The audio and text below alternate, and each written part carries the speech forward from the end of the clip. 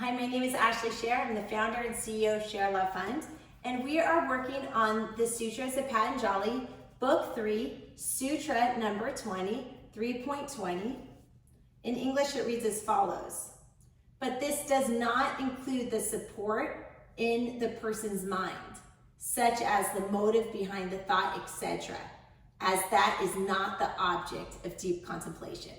So this sutra, I'm so glad to read that this sutra actually exists in books, because this is like a really big misconception about yoga. Yoga cannot read minds. And a lot of people, they take something with some truth and then they just try to upsell it. So actually, definitively, even yoga says we cannot read minds. So this sutra is an ancient text from yogis saying, hey, meditation is awesome and all, but we cannot read minds.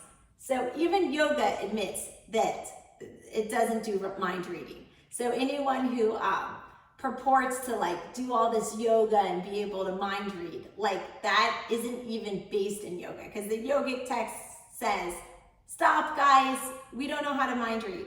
So I'll read it again. This sutra says, but this does not include the support in the person's mind, such as the motive behind the thought, as that is not the object of the meditation. So it's saying that in the prior sutra, it said that when you meditate, even on a body, like a person, you can kind of maybe get a sense of maybe that person's not really good for you. Maybe they look nice, but they're not really nice to you. But it's saying you can get an insight if that person is negatively impacting your feelings, but you cannot get insight into what that person is actually thinking, because we can't read minds. We are each separate individuals, and our mind is our own private space that nobody else can tap into.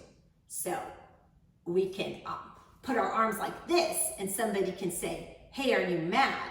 But they're not reading our mind. They are reading our body language. So there is a difference between someone being like this and someone saying,